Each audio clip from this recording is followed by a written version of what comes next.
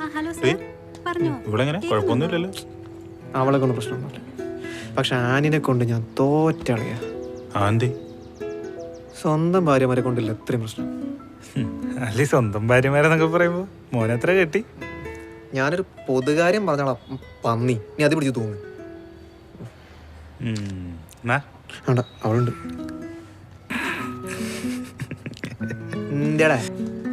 ഒന്നുമില്ല. അതെ, ഒരു ഗുഡ് ന്യൂസ് ഉണ്ട്. കഴിഞ്ഞ ദിവസം ഞാനൊരു ഇന്റർവ്യൂവിന് പോയില്ലായിരുന്നോ? അതിന് ഞാൻ സെലക്ട് ആയി. അത് പൊളിച്ച് തരാടാ. നമുക്ക് പുറത്തു പോയാലോ? ബീച്ചിൽ പോവാം. ഓ അവളുടെ കാര്യം ഞാൻ മറന്നുപോയി. ഇപ്പൊ അതിനെ വിളിച്ചില്ലെങ്കിൽ എന്ത് പുകിലുണ്ടാകുന്ന പറയാൻ പറ്റില്ല. ഞാൻ വിളിച്ചിട്ട് വരാം. ആനി,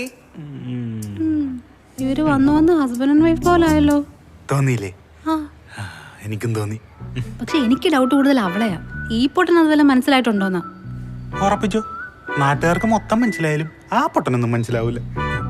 പക്ഷെ നമുക്ക് പിടിക്കാം, സമയമുണ്ടല്ലോ. എടാ, നമ്മൾ ഇത്ര നേരത്തെ വണ്ടിയൊക്കെ എടുത്ത് റെഡിയായി നിൽക്കേണ്ട ആവശ്യമുണ്ടോ? പെമ്പിള്ളേര് മേക്കപ്പ് ഒക്കെ ചെയ്ത് വരാൻ സമയം എടുക്കും. ഞാൻ റെഡി ആയിട്ടോ.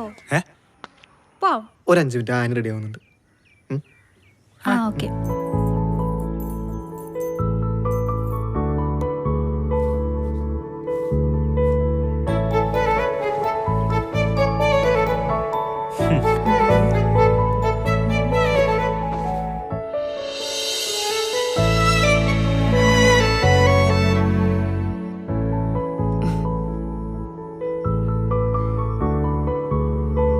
എന്താ